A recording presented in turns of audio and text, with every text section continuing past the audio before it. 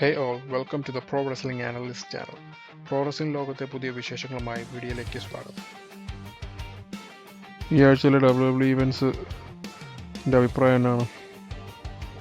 Overall events nice ആയിരുന്നു. എല്ലാം ഒരു ആകാംക്ഷകരമായ ഇവൻറ്റ്സ് ആയിരുന്നു.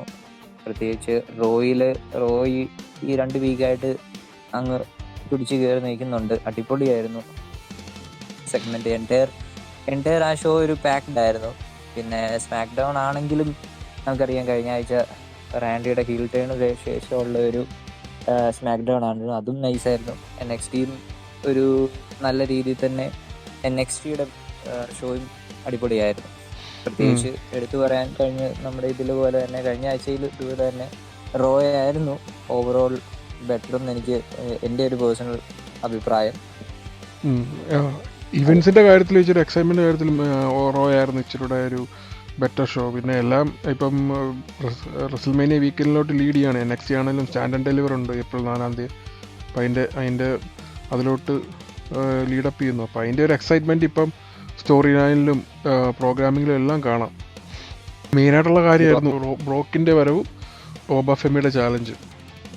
അതെ, ശരിക്കും പറഞ്ഞാൽ അതൊരു നൈസ് ഇതായിരുന്നു സംഗതി. നമ്മളിപ്പോൾ ഓർത്തിപ്പം ആ ഒരു സെറ്റ് നമ്മൾ കുറച്ചായിട്ട് 2 വീക്കായിട്ട് പറയുന്നുണ്ട് സെത്തിനും മോവയ്ക്കും ഇപ്പം എന്താണ് അവർക്ക് 2 പേർക്കും ഒരു സ്റ്റോറി ആയിട്ട് അങ്ങ് പോകുന്നില്ലല്ലോ. മാസ്മാൻ എന്നുള്ള രീതിയിൽ ഇങ്ങനെ നിൽക്കുന്നു, അങ്ങനെയുള്ള ഒരു രീതിയിലാണ് നമുക്ക് പോകുന്നത്. സെത്തിൻ്റെ സംഗതി ഇപ്പോൾ എല്ലാവരും അറ്റാക്ക് ചെയ്യുന്നു. ഇപ്പോൾ സെത്തും ബ്രോക്കും ഫേസ് ടു ഫേസ് വന്നപ്പോഴത്തേന് നമ്മൾ ഓർത്തു എന്താണെങ്കിലും സെത്ത് ക്ലിയർഡ് ആയിട്ടില്ല, മെഡിക്കലി ക്ലിയർഡ് ആയിട്ടില്ലെന്ന് നമുക്ക് ഉറപ്പാണ്. പിന്നെ എന്താണ് അവർ ചെയ്യാൻ പോകുന്നത് എന്നുള്ള ഒരു ഇതിൽ വളരെ ആകാംക്ഷയായിരുന്നു. പക്ഷെ ആ ഒരു നൈസ് ഒരു സെറ്റപ്പ് തന്നെയായിരുന്നു. ഒബയെ നേരെ ചലഞ്ചറായിട്ട് തന്നെ ഇൻട്രൊഡ്യൂസ് ചെയ്തൊരു ബ്രില്യൻ മൂവ് തന്നെയായിരുന്നു അത് ഉറപ്പായിട്ടും. കാരണം അതിനകത്തെ മെയിൻ കാര്യം എന്ന് പറഞ്ഞു കഴിഞ്ഞാൽ ഇനി ആരായിരിക്കും ബ്രോക്ക് ലെസ്നറെ ചലഞ്ച് ചെയ്യുന്നതെന്നുള്ള ഒരു ഇൻട്രീഗ് കൊണ്ടുവരാതെ ഓക്കെ അത് ഓബാഫെമിയുടെ എന്നാ പറയുന്നത് റാങ്കിങ് അല്ലെങ്കിൽ അവൻ്റെ ഒരു സ്റ്റോക്ക് ഭയങ്കരമായിട്ട് അത് വലുതാക്കും. ഓക്കെ ഇവനാണ് ചലഞ്ച് ചെയ്യുന്നത്, ബ്രോക്കിനെ ചലഞ്ച് ചെയ്യുന്നത്, അവൻ സ്റ്റെപ്പപ്പ് ചെയ്തു, അവൻ ആ റെസ്ൽമേനിയയ്ക്ക് മുമ്പ് തന്നെ ആ ഒരു സ്റ്റോറി കൊണ്ടുവരുമ്പോൾ അത് ഒബാഫെമി ശരിക്കും നല്ല രീതിയിൽ പുഷ് ചെയ്യും. അത് തന്നെയാണ് ഇതിനകത്തൂടെ അവർ കാണിച്ചേക്കുന്നത്. ബ്രോക്ക് ലെസ്നറിന് ശേഷം അടുത്തൊരു ബീസ്റ്റ് എന്നുള്ള രീതിയിൽ ഒബാഫെമി സത്യം പറഞ്ഞു കഴിഞ്ഞാൽ ആയിട്ടുണ്ട്. ഇത് ശരിക്കും എനിക്ക് മനസ്സിലാകുന്നതെന്ന് പറഞ്ഞാൽ ബ്രോൺ ബ്രേക്കർ എന്നതായിരുന്നു ശരിക്കും അവർ ആഗ്രഹിച്ചത്. അതാണിപ്പോൾ ഒബാഫെമി. ബ്രോൺ ബ്രേക്കറിനെ കൊണ്ട് അവർക്ക് ചെയ്യാൻ പറ്റിയില്ല. ഇതാണ് ശരിക്കും അവർ ഉദ്ദേശിച്ചതെന്ന് തോന്നുന്നു. പക്ഷേ ഒബാഫെമി തന്നെയാണല്ലോ കറക്റ്റ് സമയത്താണ് അതിന് പറ്റിയ ഒരാളായിട്ട് കയറി വന്നത്. എനിക്ക് തോന്നുന്നത് റെസ്ൽമേനിയ കഴിഞ്ഞ് കഴിഞ്ഞാൽ ഒബാഫെമി പുഷ് നല്ല അന്യായ പുഷായിരിക്കും കിട്ടാൻ പോകുന്നത്. അത് തീർച്ചയായിട്ടും. പ്രത്യേകിച്ച് ബ്രോക്കുമായിട്ട് ഈ ഇടയ്ക്കായിട്ട് ഉണ്ടായിരുന്ന എല്ലാ മാച്ചസും നോക്കി ഇപ്പം എല്ലാം തന്നെ പുഷ് കിട്ടാനുള്ള സംഗതികളെ നടന്നിട്ടുള്ളൂ. റോമൻ ആയിട്ടുള്ള സംഗതി, സെത്ത് ആയിട്ടുള്ളതാണെങ്കിലും ആരായിട്ട് കോടിയായിട്ടാണ് ബ്രോക്കുമായിട്ട് ആര് മാച്ച് വെച്ചാലും അവർക്ക് പിന്നെ പുഷാണ്. കോടിയായിട്ടാണെങ്കിലും പിന്നെ സംഗതി ഇങ്ങനെയാണല്ലോ പോകുന്നത്. ഇനിയിപ്പോ അങ്ങനെ പറ്റുള്ളൂ. നെക്സ്റ്റ് ബിഗ് തിങ് എന്നുള്ളത് ഉറപ്പാണ്. Next big thing. അത് ബ്രോക്കാണെങ്കിലും ചെറിയ സട്ടിലായിട്ട് അതിനകത്ത് അവിടെ ഇറങ്ങി കിടന്നുകൊണ്ട് കാണിച്ചായിരുന്നു. അവൻ്റെ ബ്രോക്ക് പറഞ്ഞ അവൻ്റെ ചങ്കത്ത് കാല് വെക്കാനായിട്ടേ. അതൊക്കെ നല്ലൊരു സീക്വൻസാണ്. കാരണം okay passing the torch movement okay ബ്രോക്കിനും അറിയാതെ. അതെ, ഇപ്പം മിക്കവാറും പറയുന്നുണ്ടല്ലോ, നമ്മൾ കഴിഞ്ഞ പ്രാവശ്യം ഡിസ്കസ് ചെയ്ത പോലെ ബ്രോക്ക് ഇതാവില്ലെന്ന് തോന്നായിരിക്കും. പക്ഷേ സ്റ്റിൽ ഈവൻ അതൊരു മാച്ച് നൈസ് ആയിരിക്കും. എങ്ങനെ പോയെന്ന് പറഞ്ഞാലും അത് തന്നെയാണല്ലോ. ഇപ്പം കോടിയായിട്ടാണെങ്കിലും ആദ്യത്തെ മാച്ച് ബ്രോക്ക് വിക്ടറീസ് ആയി, തിരിച്ച് രണ്ടാമത് കോടി വിക്ടറീസ് ആയി, പിന്നെ റോമൻ ആയിട്ടാണെങ്കിൽ ഒരു ബാക്ക് ആൻഡ് ഫോർത്ത് അങ്ങനെ പോയല്ലോ. ഇപ്പം ചിലപ്പം റെസ്ൽമേനിയ ഡിഫീറ്റഡ് ആയില്ലെങ്കിലും പിന്നീടായിരിക്കും അത് ഡിഫീറ്റ് ആകാൻ പോകുന്നത്. സ്റ്റിൽ അതൊരു മെയിൻ ഇവന്റ് പിക്ചറിൽ വരുമല്ലോ. അപ്പോൾ അതൊരു വളരെ നല്ലൊരു തീരുമാനം തന്നെയാണ്. അതെ, എൻ്റെ അഭിപ്രായത്തിൽ സത്യം പറഞ്ഞ ഓബ ജയിക്കണം. ഓബ നല്ലൊരു ഡോമിനൻ്റ് പെർഫോമൻസ് കാണിക്കണം. ബ്രോക്കിൻ്റെ കയ്യിൽ നിന്ന് പോയി ഓക്കെ ബ്രോക്കിൻ്റെ സമയമായി. ഏത് ബീസ്റ്റ് ആണല്ലോ അവസാനം ബീസ്റ്റിനെ ഒതുക്കാൻ വേറൊരു ബീസ്റ്റ് വരുമോ എന്നുള്ളൊരു സ്റ്റോറി ലൈൻ കൊണ്ടുപോകാം. അതിൻ്റെ ബാക്കിയായിട്ട് ഗുന്തറിന് കയറാം. ഓക്കെ അടുത്ത ആളെ റിട്ടയർ ചെയ്യാനുള്ള പരിപാടിക്ക് വേണേൽ ഗുന്തറിനെ ഇറക്കാം. അങ്ങനെ വേണേൽ ഒരു സ്റ്റോറി സെറ്റ് ചെയ്യാം. അതെ, ഗുന്തർ ഇപ്പൊ അടുത്ത ഇത് പറയുകയാണെങ്കിൽ ഗുന്തറിന് ഇപ്പം ഇതുവരെ നമുക്ക് അറിയില്ല കുന്തറിലെ റെസിൽമേനിയയുടെ പ്ലാൻ ആരായിരിക്കും എന്നാന്നല്ലേ. ഒപ്പോണന്റ് എന്ന്. അതെ, റെയ് മിസ്റ്റീരിയോ ഇങ്ങനെ ഒരു ഇതൊക്കെ കേൾക്കുന്നു, ആർക്കറിയാം. റെയ് മിസ്റ്റീരിയോയുടെ ആയിരിക്കും അടുത്ത. പക്ഷേ റെയ് മിസ്റ്റീരിയോ ഇഞ്ചേർഡ് ആണെന്ന് തോന്നുന്നു അല്ലേ. അതെ അതെ, റേഞ്ച് വിടാം. എന്തെങ്കിലും ഇനിയിപ്പോൾ ഇന്റർകോണ്ടിനൽ ടൈറ്റിൽ രണ്ടെണ്ണം സീനിലോട്ട് മിസ്. തിരിച്ചു പോകുമെന്ന് അറിയത്തില്ല. ഈ ഇപ്പം പെൻഡാക്ക് ഒരു ചാലഞ്ചർ വേണമല്ലോ. അതെ അതെ അതുകൊണ്ട് ഒരു പക്ഷേ ഇനിയിപ്പം അതിലോട്ട് പോകുമെന്നും അറിയത്തില്ല. അത് പോയാലും കുഴപ്പമൊന്നുമില്ല, നല്ലൊരു ഫ്യൂഡാ. അതെ അതെ, അത് ഇങ്ങനെ ആയിരിക്കും നമുക്ക് വരുന്ന വീക്കിൽ കണ്ടുപറയാം. പിന്നെ നമുക്ക് റോയില് പ്രത്യേകമായി ഉള്ള ഒരു ഇതെന്ന് പറഞ്ഞാൽ CM പങ്കും റോമൻ റെയിൻസും ആയിട്ടുള്ള ബാക്ക് ആൻഡ് ആ ഫോർത്ത് ഒരു പ്രോമോ ഇതായിരുന്നു. ഈ അടിപൊളി പൊളി അല്ലേ. എത്ര ഞാൻ 2-3 പ്രാവശ്യം ഇരുന്ന് കണ്ടു സംഗതി. ഇത് എന്റെ പൊന്നോ, അതൊക്കെയാണല്ലേ മൈക്കിൽ ഇപ്പൊ റോമൻ എത്ര ഇമ്പ്രൂവ് ആയി എന്നുള്ളത് കാണാൻ നമുക്ക് പറ്റുന്നുണ്ട്. മനസ്സിലാവും. അത് വലിയൊരു എന്റെ കാര്യമാണ്. പൊന്നോ. അത് മാത്രമല്ല, CM പങ്കിനെ പോലെ ഒരു ടോക്കറിന്റെ കൂടെ പിടിച്ചു നിൽക്കണമെങ്കിൽ കുറച്ച് എന്തെങ്കിലും വേണം. അതിന്റെ പോൾ ഹേമന്റെ കൂടെ നടന്നതിന്റെ നല്ല രീതിയിൽ അറിയാനുണ്ട്. അത് CM ഇതുപോലുള്ള ടോക്കേഴ്സുമായിട്ട് സംസാരിക്കുമ്പോഴേ നമുക്ക് ആ ഡിഫറൻസ് മനസ്സിലാവും. അതെ, വളരെയധികം ഇൻട്രസ്റ്റിംഗ് ആയിരുന്നു. നീ കളവനായി എടാ, നീ നിനക്ക് മുതുക്കായി എന്നുള്ള രീതിയിലുള്ള ആ ഒരു പോക്കും സംഗതികളെല്ലാം സിയമ്പങ്ക് ഇങ്ങനെ പുറകോട്ട് പോകുന്നതായിട്ട് നമുക്ക് ഒത്തിരി നാൾ കൂടിയാണ് കാണുന്നത് അല്ലേ. ശരിക്കും പറഞ്ഞാൽ ഇപ്പൊ ആരുമായിട്ടാണെങ്കിലും, ഇപ്പൊ ഈവൻ MJF ഒക്കെ ആയിട്ടാണെങ്കിലും, MJF അടുത്ത ഇതാണ് ആണെങ്കിലും നമുക്ക് അറിയാം. എന്നാലും പിടിച്ചു കട്ടക്ക് നിൽക്കുന്ന പരിപാടികളായിരുന്നു. ഈ പ്രാവശ്യം ഒന്ന് തോറ്റുപോയ പോലുള്ള ഒരു നമുക്ക് തോന്നൽ വന്നു. സൈക്കോളജി വർക്കൗട്ടായി അവിടെ. അത് അതെ നല്ല ഈ അതെ സ്റ്റോറിക്ക് നല്ലൊരു കാര്യം. കാരണം CM പങ്ക് വാഷ്ഡ് ഔട്ടാണ്, അല്ലെ പ്രായമായി, ഇനിയിപ്പം വലിയ നാളൊന്നും ഇല്ല എന്നുള്ള രീതിയിൽ പോയി ആ ഒരു എന്നാ പറയുന്നത് ഫോക്കസ് ചെയ്തുകൊണ്ട് പോകുന്നത് റെസൽമേനിയയുടെ സ്റ്റോറി ലൈനിലോട്ട് അത് നല്ലതാണ്. അതെ അതെ, തീർച്ചയായിട്ടും അടിപൊളിയായിരുന്നു സംഗതി. പിന്നെ ഇതിന് ഇടയ്ക്ക് കുറച്ച് മാച്ചുകൾ ഇടയ്ക്ക് ഉണ്ടായിരുന്നു. നമുക്ക് AJ ലീ ബെയ്ലി മാച്ച് ഉണ്ടായിരുന്നു. AJ ലീ ആണ് വിക്ടോറിയസ് ആയത്.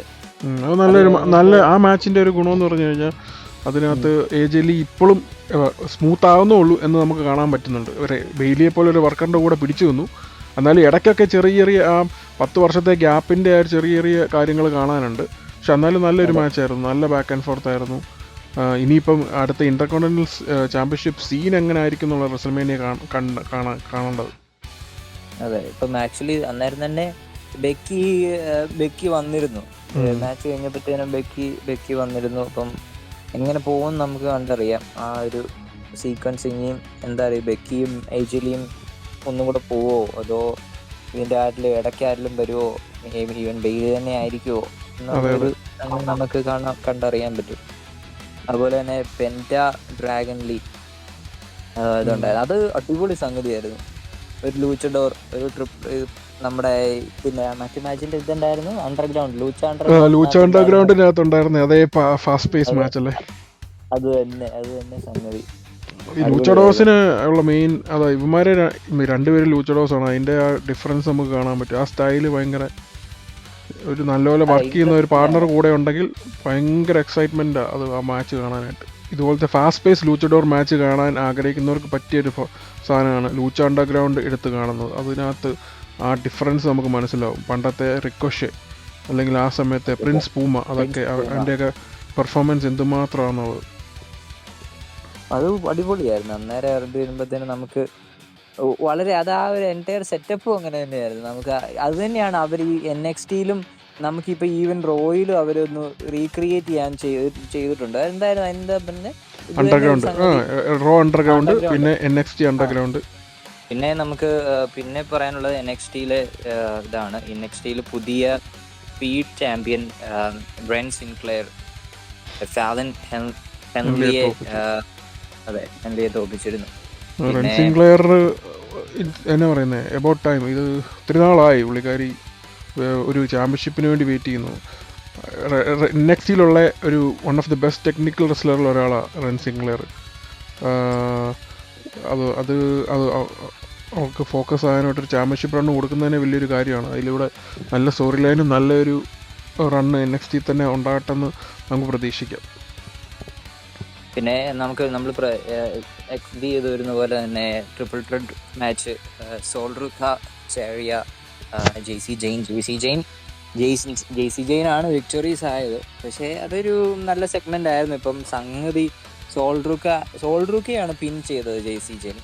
അപ്പം സാരിയ ആക്ച്വലി സോൾഡ്രൂക്കെ ആക്ച്വലി എന്തുവാ അന്നേരം അവിടെ സാറിയ പിന്നെ ആവേണ്ടത്. അന്നേരം ടൈമിങ്ങിന്റെ ഒരു വിഷയം കൊണ്ട് ജെയ്സി ജെയിൻ ആണ് ഇതാക്കിയത്, പിൻ ചെയ്തത് എന്നുള്ള ഉള്ള ഒരു ഫാക്ടറും സംഗതി അതൊരു ഇൻട്രസ്റ്റിംഗ് സെറ്റപ്പ് തന്നെയായിരുന്നു. ആ മാച്ച് അടിപൊളിയായിരുന്നു.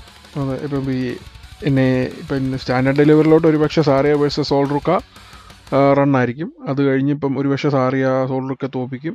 എന്നിട്ട് സോൾഡ്രൂക്ക മെയിൻ റോസ്റ്റർ പോകും. സാറിയ ചിലപ്പോൾ അടുത്ത NXT ടൈറ്റിൽ പിക്ചറിലോട്ട് വരുമായിരിക്കാം. അങ്ങനെ ആയിരിക്കും അവർ ഈ സ്റ്റോറി കൊണ്ട് നോക്കുന്നത്. കാരണം തോപ്പിച്ചത് സോൾഡ്രൂക്ക, അപ്പം അവിടെ സോൾഡ്രൂക്കയുടെ ഷെയർ ഇടിക്കും. സാറിയ അവർ പ്രൊട്ടക്റ്റും ചെയ്തു ആ രീതിയിൽ. ഒരുപക്ഷെ അതായിരിക്കാം അങ്ങനെ ഒരു. എന്നാലും അത് നല്ലൊരു കാര്യമാണ്. സോൾഡ്രൂക്കയ്ക്ക് ഇനി ഒന്നും ചെയ്യാനില്ല. ആകെ ഇനി സാറിയെ എലിവേറ്റ് ചെയ്യാമെന്ന് മാത്രമേ ഉള്ളൂ. ഇനിയും സോൾഡ്രൂക്കയുടെ NXT റണ്ണും കൊണ്ട് സോൾഡ്രൂക്ക് ചെയ്യാൻ പറ്റുള്ളൂ.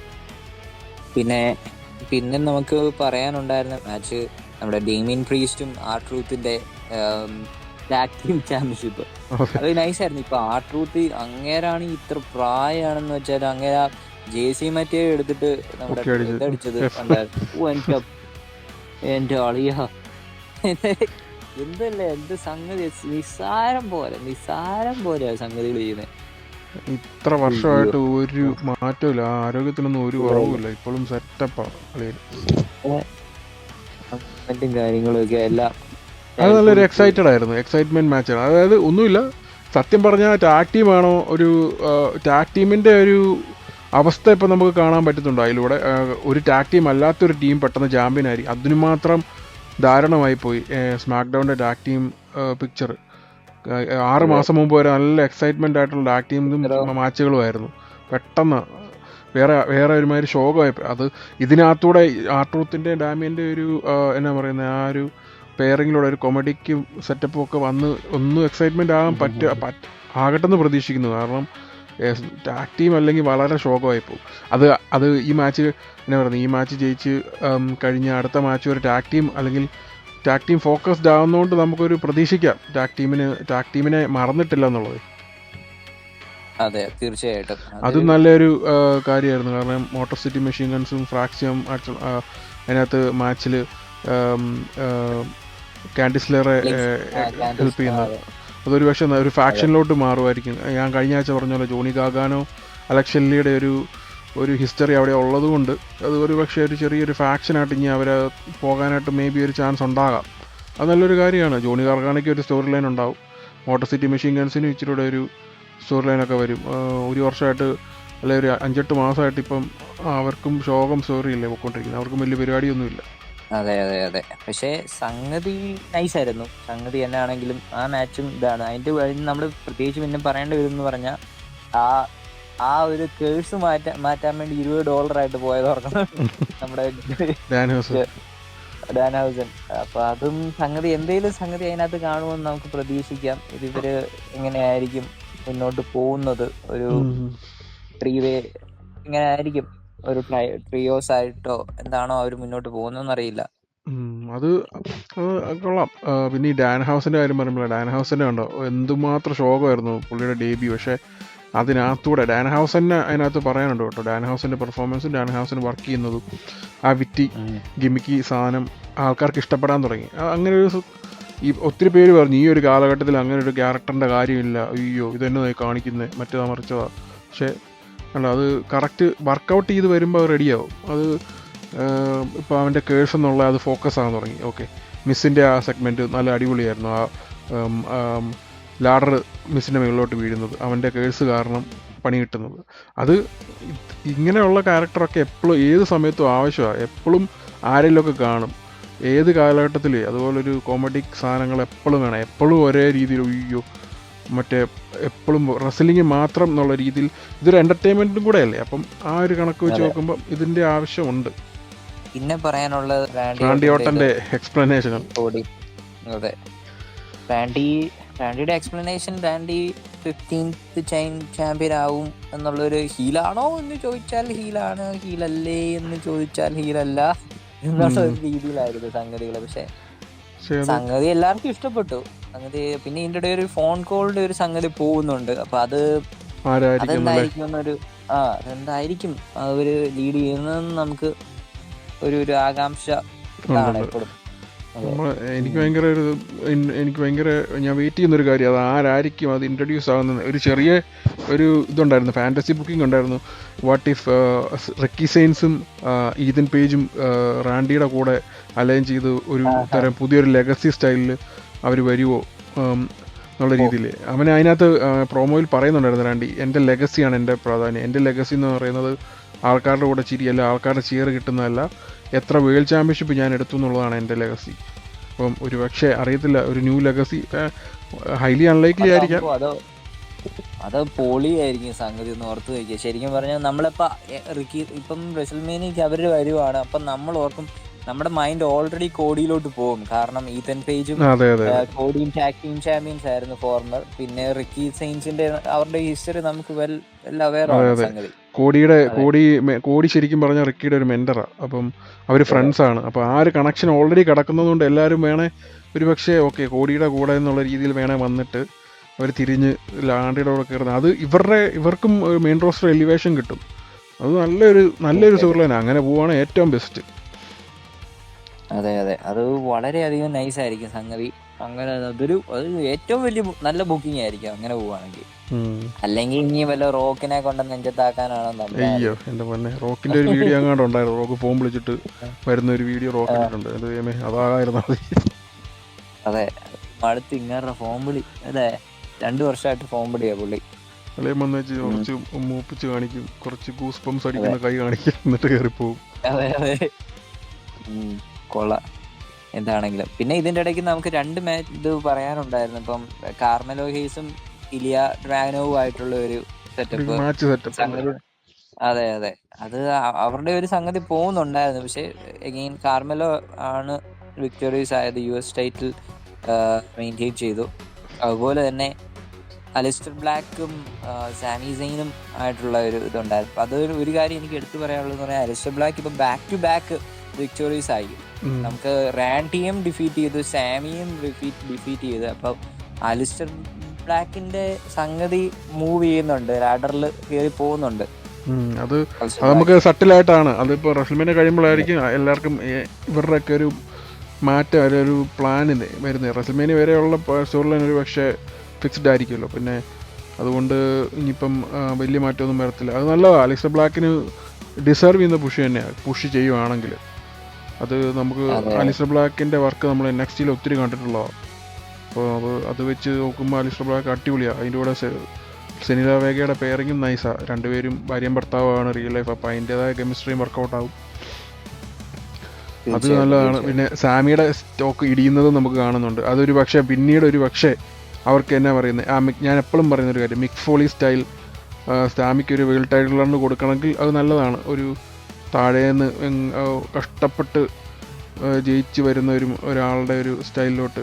പക്ഷേ സാമിയുടെ ഇപ്പോഴത്തെ ഒരു സ്റ്റോറിയിൽ ആൾക്കാർക്ക് അത്ര വലിയ പിടിച്ചിട്ടൊന്നുമില്ല. ആൾക്കാർ ബൂ ചെയ്യുന്നുണ്ടായിരുന്നു പിടിച്ചിട്ടില്ല. സാമി വരുമ്പോഴും അവൻ്റെ മാച്ചിനിടയിലൊക്കെ. അതെ അതെ അത് ശരിയാ.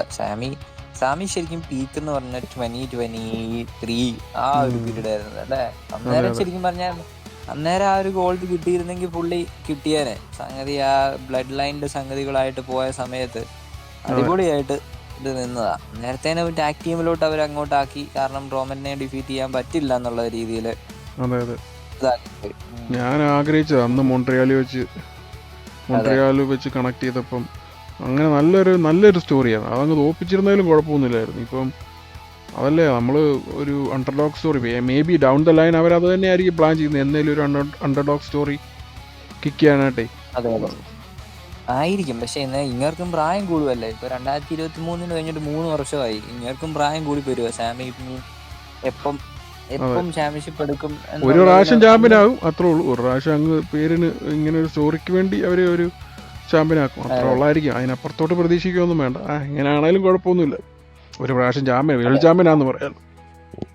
ഇപ്പൊ അലക്സലി നമ്മൾ കഴിഞ്ഞ ആഴ്ച പറഞ്ഞ പോലെ അലക്സലി ചാമ്പ്യൻ ആയ പോലെ അല്ലേ. അതുപോലെ അല്ലെങ്കിൽ നമ്മുടെ എറിക്കിയങ് അത് ശരിയാ, കറക്റ്റാ. ആ ഒരു സെറ്റപ്പിലായിരിക്കും ഇവര് മൂവ് ചെയ്യാൻ പോകുന്നത് മിക്കവാറും. എന്നാ എനിക്ക് തോന്നുന്നേ. ഇപ്പം നമുക്കറിയില്ല, ഇപ്പം സാമിക്ക് ഇപ്പൊ എത്ര വയസ്സായി? സാമി ഇപ്പം 40 വയസ്സായാലും കാണും, ഓൾറെഡി 40-42 വയസ്സ് കാണും. 41 വയസ്സായി. അതെ, സംഗതി ഇനിയും 42 വയസ്സാവുന്നു. വലിയ സമയമില്ല അങ്ങനെ നോക്കുമ്പോൾ. എല്ലേനേറ്റും പ്രായമായി, അതെ അതെ ഫിൻ ബാലറിന് അല്ലെ. 40ആയി. അപ്പം എല്ലാം സമയമായി. ഇവരുടെയൊക്കെ ട്വൈലൈറ്റ് സോൺ ആണ് കരിയർ. അതിന് അതെ മുമ്പ് അതെ ഒരു പ്രാവശ്യം എല്ലേനേറ്റ് ഫിൻ ബാലർ ഒരു പ്രോപ്പർ വേൾഡ് ടൈറ്റിൽ റൺ ഒന്ന് കാണാൻ പറ്റിയാൽ മതി. ആ യൂണിവേഴ്സൽ ടൈറ്റിൽ പോയിട്ട് ഇതുവരെ അവനൊരു വേൾഡ് ചാമ്പ്യൻ ആകാൻ, മെയിൻ റോസ്റ്റർ ചാമ്പ്യൻ ആകാൻ ഇതുവരെ പറ്റിയില്ലല്ലോ. അതൊന്ന് മാറിക്കിട്ടി. ഈ വർഷം ഈ റെസൽമേനിയ കഴിയുമ്പോൾ ഒരു പക്ഷേ ആ ഫിന്നിനെ നമുക്ക് കാണാൻ പറ്റും. ആ ഡീമൻ ബാലറിനെ തിരിച്ചു കൊണ്ടുവരാനായിട്ടൊക്കെ ഒരു ചാൻസ് കിട്ടിയാൽ മതിയായിരുന്നു. അടിപൊളിയായിരിക്കും അങ്ങനെയാണെങ്കിൽ. എനിക്കൊന്ന് ഡീമനായിട്ടായിരിക്കാം മിക്കവാറും റെസൽമേനിയയിൽ ഒരു റീഇൻട്രൊഡ്യൂസ് ചെയ്യുന്നത്. ഡോം വേഴ്സസ് ഡീമൻ വേണേ വരുത്താം. അതെ അതെ. ഇതിന്റെ ഇടയ്ക്ക് ജെ ഡി അവരെല്ലാരും കാണുമെന്ന് നമുക്കറിയാം. പക്ഷെ എങ്ങനെയായിരിക്കും അതും ഒരു ആകാംക്ഷ ഇതായിരിക്കും. കഴിഞ്ഞ വീക്കിൽ പക്ഷെ ആ ഒരു വലുതായിട്ടും അവർ മൂവ് ഇല്ല. എനിക്ക് എന്നാ പറ്റുന്നത്, ഇപ്പം ഡോം ക്ലിയർ അല്ലാത്തതാണോ? ഇപ്പം അങ്ങനെയാണെങ്കിൽ J D McDonagh Finn Balor nice ഒരു മാച്ചാണ്. കാരണം ജെ ഡിയുടെ മെൻഡറാണ് ഫിൻ ബാലർ. ആ കണക്കിന് അതും നൈസായിട്ട് പോകും. ഒരു മാച്ച് ആക്ച്വലി നമുക്ക് ഓർക്കുന്നില്ല, NXT UK-ലായിരുന്നപ്പോഴത്തേനും ഒരു മാച്ച് ഉണ്ടായിരുന്നു. അത് അടിപൊളിയായിരുന്നു. ആ ഒരു സംഗതി തന്നെ റീക്രിയേറ്റ് ചെയ്താൽ മതി. പിന്നെ ഫിന്നിന്റെ സംഗതി എന്ന് പറഞ്ഞാൽ നമ്മൾ കണ്ടിരുന്നു പോകും അല്ലെ. അതിപ്പോ ഈ ബ്രോക്ക് ആയിട്ടുള്ള ഒരു മാച്ചില്ല, 2016 ആയിരുന്നു. അതേ ഒരു ഇപ്പൊ ഈവൻ ബ്രോക്കിനെ എല്ലാരും പല മാച്ചുകൾ കഴിഞ്ഞു നമുക്കറിയാം. ഇപ്പൊ ബാക്കി കോടിയുടെയും ഇവരുടെ എന്ന് പറഞ്ഞാൽ ഇച്ചിരി സമയം അങ്ങ് എടുത്തുന്നേ ഉള്ളൂ. സംഗതി സീക്വൻസ് ഒക്കെ വെച്ച് നോക്കുമ്പോൾ എല്ലാ സംഗതി സെയിം തന്നെയായിരുന്നു നടന്നിരുന്നത്. പക്ഷെ അതേ സമയത്ത് AJയും ബ്രോക്കുമായിട്ടുണ്ടായിരുന്ന മാച്ചും ഫിൻ ബാലറും ബ്രോക്കുമായിട്ടുള്ള മാച്ച് ഡിഫറെന്റ് ആയിരുന്നു. അതൊരു പ്രോ റെസ്ലിംഗിൽ അത്യാവശ്യം പ്രോ റെസ്ലിംഗിന് അനലൈസ് ചെയ്യുന്ന ഒരാൾ, അല്ലെങ്കിൽ അറിഞ്ഞിരിക്കുന്ന എങ്ങനെയാണ് ഈ കഥകൾ പോകുന്നതെന്ന് അറിയുന്ന ഒരാൾക്ക് മനസ്സിലാവും AJ സ്റ്റൈൽസും ഫിൻ ബാലറും എത്രയും വലിയ നല്ലൊരു വർക്കേഴ്സാണ്. എപ്പോഴും AJ സ്റ്റൈൽസിനെ കുറിച്ച് പറയുന്ന ഒരു കാര്യമാണ്, അവൻ്റെ കയ്യിൽ ഒരു ചൂല് കൊടുത്താലും അവനതിനെ കൊണ്ട് നല്ല അടിപൊളിയായിട്ട് വർക്ക് ചെയ്യിപ്പിക്കുന്നു. അത് തന്നെയാണ് ഫിൻ ബാലർ. അടിപൊളി വർക്കേഴ്സാണ്. അവരുടെ ലെവൽ ഓഫ് റിംഗ് IQ, എങ്ങനെയാണ് അവർ വർക്ക് ചെയ്യുന്നത്, അവരുടെ സ്റ്റൈല്, ഇതെല്ലാം നമുക്ക് അവരുടെ മാച്ച് കാണുമ്പോൾ നമുക്ക് മനസ്സിലാവും. ഫിൻ AJ അടിപൊളി മാച്ചായിരുന്നു. തീർച്ചയായിട്ടും ഫിൻ AJ അടിപൊളി മാച്ചായിരുന്നു. പിന്നെയുള്ള വിമൻസിൻ്റെ വേൾഡ് ടൈറ്റിൽ പിക്ചറിൽ ഇപ്പോൾ പോകുന്നതാണ് സ്മാക്ഡൗണിൽ നടന്ന ജെയ്ഡും റിയായും കൂടെ ഉള്ള ഒരു സെഗ്മെന്റ്. അതെ അതെ അതെ. അത് എന്തൊരു സ്റ്റോറി ലൈൻ വെച്ച് എന്തൊരു സ്റ്റോറി ലൈനാണ്. കഴിഞ്ഞ ആഴ്ച വരെ അടിച്ച് പിരിഞ്ഞുകൊണ്ടിരുന്ന രണ്ടുപേരാണ്. അത് ഇപ്പോൾ ഒരു ഗ്രൂപ്പായിരുന്നു. അതിനൊരു എക്സ്പ്ലനേഷനും ഇല്ല, ഒന്നുമില്ല. ബാക്ക് സ്റ്റേജ് അന്ന് അവിടെ ഇവിടെ ഏതാണ്ടൊക്കെ ഒന്നും അങ്ങനെ വലുതായിട്ടില്ല. എന്നാൽ പോലും എന്തായാലും ഒരു എക്സ്പ്ലനേഷൻ കൊടുക്കണ്ട. ചെറിയ ബാക്ക് സ്റ്റേജ് സെഗ്മെന്റ് എന്തായാലും കണ്ടായിരിക്കും സട്ടിലായിട്ട്. പക്ഷേ ഇതൊരു പരിപാടിയായിപ്പോയി. അതും ഒരുമാതിരി ജെയ്ഡിന്റെ സ്റ്റോക്കും താഴെ പോകുന്ന ഒരു പരിപാടിയാണ് ഈ കാണിച്ചത്. ഇത് എന്തിനും ഇത്ര ഡെസ്പറേറ്റ് ആണെന്ന് അറിയത്തില്ല. ഒരു കാര്യമില്ല. ഇതിപ്പോ എന്താണെങ്കിൽ ചാമ്പ്യൻഷിപ്പ് നമുക്കറിയാം. ഇപ്പം ചാമ്പ്യൻഷിപ്പ് എന്താണെങ്കിലും ഇത് പോകുമെന്ന്. ഇപ്പൊ ഇങ്ങനെ ഒരു സംഗതി കൊണ്ടുവച്ചതിന്റെ ഉദ്ദേശം എന്താണെന്നും ഒരു ഡെഫിനറ്റ് ആയിട്ടുള്ള ആൻസർ ഇല്ല നമുക്ക്. ഇപ്പം ആർക്കറിയാം എന്താ ഈ റിയ റിപ്ലി തന്നെ ഈ ജെയ്ഡിന്റെ ടൈറ്റിൽ റണ്ണ് വളരെ മോശമാണ്. അതിൻ്റെ കൂടെ ഈ റെസ്മിനെ അത് എങ്ങനെയാണ് വലിച്ചു നീട്ടി എന്നാ കാണിക്കാൻ പോകുന്നത് നടത്തില്ല. ഇനിയിപ്പോൾ അവിടെ ചെന്ന് കഴിയുമ്പോൾ ഇവർ തിരിയുമോ അറിയത്തില്ല. അങ്ങനെ വരുമോ നടത്തില്ല. കാരണം എനിക്ക് തോന്നുന്നത് ജെയ്ഡിൻ്റെ പണ്ടത്തെ ഒരു ഫാക്ഷൻ ഉണ്ടായിരുന്നു EW ബാഡീസ് എന്ന് പറഞ്ഞാൽ, അതിൻ്റെ ഒരു WWE ഒരു വേർഷൻ ആയിരിക്കാം ഇത്. ആയിരിക്കും ഹോപ്പ്ഫുള്ളി. അതെ. പിന്നെ മറ്റേത് പിന്നെ ഒബ്വിയസ്ലി അത് നല്ലൊരു ഈ ആഴ്ച വലിയ അപ്ഡേറ്റോ അല്ലെങ്കിൽ ഈ ആഴ്ച വലിയ സെഗ്മെൻ്റ് ഒന്നും ഇല്ലായിരുന്നു. കാരണം വക്കേറും റോഡ്രിഗസും കൂടെ ഉള്ള മാച്ചായിരുന്നു. അത് ഡൗൺ ദ ലൈൻ നമുക്കറിയാം റോഡ്രിഗസ് നല്ലൊരു വർക്കറാണ്. കഴിഞ്ഞ റോയിൽ ഇത്ര 3 അവർ ഉണ്ടെന്ന് പറഞ്ഞാൽ അതിനുള്ള ടൈം പോലും ഇല്ലായിരുന്നു സംഗതിക്ക് അല്ലേ. അതുപോലെ ഷോയും. പിന്നെ ഇതിന്റെ ഇടയ്ക്ക് അന്നേരം റാൻഡിയുടെ കോളും സംഗതികളും എല്ലാം സ്മാക്ക് ഡൗണിന്റെ സംഗതിയും റോയിലെടുത്ത് കാണിക്കേണ്ടി വന്നു. അപ്പം പിന്നെ ഉള്ളത് ജേക്കബ് ഫാറ്റു, ഡ്രൂ മക്കിൻഡയർ. അതെ, അതെ, അതായിരുന്നു മെയിൻ സ്മാക്ക് ഡൗണിൽ നടന്നുകൊണ്ടിരുന്നത്. സ്മാക്ഡൗൺ മുഴുവൻ ഫോക്കസ് ചെയ്ത് അതിനകത്ത് അത് നല്ലതാണ്. കാരണം അപ്പാർട്ട് ഫ്രം വേൾഡ് ടൈറ്റിൽ ഒരു നല്ലൊരു സ്റ്റോറി ഇപ്പം റെസ്ൽമേനിയയിലോട്ട് പോകുന്ന ഒരു നല്ലൊരു സ്റ്റോറി ഇവരുടെ അതൊരു ലോങ് ടേം സ്റ്റോറിയാണ്, ലോങ് ടേം ബുക്കിങ്ങാണ്. അത് നല്ലൊരു കാര്യമാണ്. അത് ഇവൻച്വലി റെസ്ൽമേനിയയിൽ അവർക്ക് ക്ലാഷ് ചെയ്ത് അതിനൊരു ഇത് കൊണ്ടിരുന്നത് നൈസാണ്.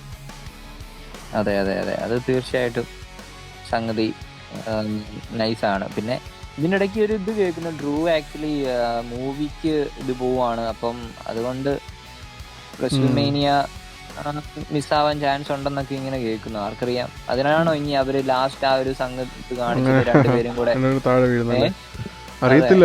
അങ്ങനെ ചെയ്താൽ ഭയങ്കര അലമ്പ. കാരണം ഈ സ്റ്റോറി ലൈൻ അവരെ തീർത്തിട്ട് പോവാണെങ്കിൽ പിന്നെ ഉണ്ട്, ഇനിയിപ്പോൾ തന്നെ ഉണ്ട് 1 മാസം അതിനുള്ളിൽ പരിപാടി തീർക്കാമല്ലോ. വെറുതെ അതിനുവേണ്ടി ചുമ്മാ അവനെ ഇത് ചെയ്യുന്നത്, റൈറ്റ് ഓഫ് ചെയ്യുന്നത് ഭയങ്കര ഒരു അലമ്പ് പരിപാടിയാണ്. ആ സ്റ്റോറിയും ഡീറെയിലായി പോകും. പിന്നെ തിരിച്ചു വന്നാലും ഇത്രയും സ്റ്റീം കിട്ടത്തില്ല, ആൾക്കാർക്ക് ഇത്രയും വലിയൊരു ഇത് കിട്ടത്തില്ല. അത് ജേക്കബ് ഫാറ്റുവിൻ്റെ സ്റ്റോക്ക് ഇടിക്കും. കാരണം ഇപ്പം ഡ്രൂ പോവുകയാണെങ്കിൽ തന്നെ ഡ്രൂ ഓൾറെഡി അത്യാവശ്യം എസ്റ്റാബ്ലിഷ്ഡാണ്. പിന്നെ വേറൊരു ഇതെന്ന് പറഞ്ഞാൽ ഇപ്പം മാറ്റ് കാർഡോറിനെ ഈ റാൻഡിയുടെ ഇക്വേഷനിലായിട്ട് സംഭവം ഇൻവോൾവ് ആവുന്നുണ്ട്. അതോ ജസ്റ്റ് ഒരു ഇത് കാണിക്കുന്നതാണോ എന്നറിയില്ല. ഇനി അത് ഇൻവോൾവ്മെന്റ് ആയി കഴിഞ്ഞാൽ എന്തായിരിക്കും നമുക്ക് അറിയാം. മാറ്റിനാണെങ്കിൽ ഒരു മീൻസ് WWE റിട്ടേൺ ചെയ്തിട്ട് ഒരു കാര്യമില്ലെന്നല്ല, സംഗതി വന്നു പുള്ളി അങ്ങനെ നിൽക്കുന്നു എന്നുള്ള രീതിയിലാണ്. അതിനു മുമ്പ് മീൻസ് കപ്പിൾ ഓഫ് ഇയേഴ്സ് എന്തൊരു മൂവ്മെന്റ് ആയിരുന്നു പുള്ളിക്ക്. സംഗതി എല്ലായിടത്തും പോയി ചാമ്പ്യൻഷിപ്പ് എടുക്കുന്നു, TNA കയറി ചെയ്യുന്നു, അവിടെ പോകുന്നു ഇവിടെ പോകുന്നു, അല്ലേ?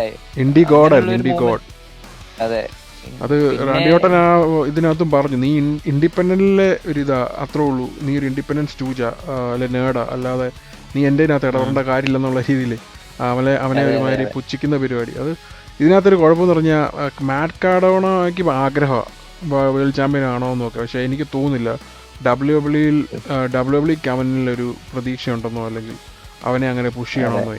അതല്ലെങ്കിൽ അവന് ഒരു പക്ഷേ സ്റ്റോറി ലൈനിലൂടെ അവന് മികച്ചതാന്ന് ആ വർക്കൗട്ട് ചെയ്ത് കാണിക്കണം. അങ്ങനെയാണ് ഒരു പക്ഷേ റെഡി ആവുമായിരിക്കും. അവൻ്റെ പണ്ടത്തെ internet champion long island IC എന്ന് പറഞ്ഞ ആ സമയത്തെ അടിപൊളി മൂവ്മെൻ്റ് ആയിരുന്നു ആ സമയത്ത്. പക്ഷേ വിൻസ് മാക്മാന് അവൻ തന്നെത്താൻ ഹൈപ്പ് ഉണ്ടാക്കിയതുകൊണ്ട് അവനെ അടിച്ച് താത്തു. അതുകൊണ്ട് നടന്നില്ല ഒരു കാര്യം. പക്ഷേ ഹോപ്പ്ഫുള്ളി എന്നേലും ഒരു സ്റ്റോറി ലൈൻ കൊടുത്തു. പക്ഷെ പ്രായമായി അവൻ്റെ മൂവ്മെൻറ്റും ഒക്കെ പണ്ടത്തേതിലും ഒക്കെ സ്ലോ ആയി. അറിയത്തില്ല എന്തുമാത്രം അവർക്ക് അതിനകത്തുനിന്ന് വർക്കൗട്ട് ചെയ്യാൻ പറ്റുമെന്ന്. അത് വളരെ സ്ലിം ടൈറ്റ് ആണ് ആ പരിപാടി. സംഗതി ഇങ്ങനെ ഇനി ഫ്യൂച്ചറിൽ എത്ര പോകുമെന്ന് നമുക്കറിയില്ല. പിന്നെ എല്ലാവരും വേൾഡ് ചാമ്പ്യൻ ആകാനായിട്ട് പറ്റിയല്ല. ഈ പ്രോ റെസ്ലിംഗ് എന്ന് പറഞ്ഞാൽ അങ്ങനെ എല്ലാവർക്കും ഒന്നും ഒരു അവസരം കിട്ടിയെന്ന് വരുമല്ല. തീർച്ചയായിട്ടും ഇതിൽ നടക്കാൻ പോകുന്നത് നമുക്ക് മിക്കവാറും ഒരു ചെറിയ US ടൈറ്റിൽ കൊടുക്കുമായിരിക്കാം, അല്ലെങ്കിൽ ഇനി ഒരു ടാഗ് ടീം കൊടുക്കുമായിരിക്കാം. അപ്പോളോ ആയിട്ടൊരു സംഗതിയൊക്കെ ഇറങ്ങുന്നുണ്ട്. അപ്പം ഇനി അതായിരിക്കും അത് ഉദ്ദേശിക്കുന്നത്, നമ്പരറിയാം. പിന്നെ നമുക്ക് ഇപ്പം ഈ 4 വീക്സും കൂടെ ഉള്ളൂ.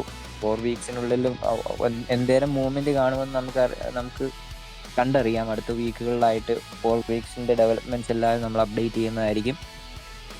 അപ്പോൾ അടുത്ത ആഴ്ചത്തെ റെസ്ലിംഗ് ഇവന്റ്സും അനാലിസിസുമായി വീണ്ടും കാണാം.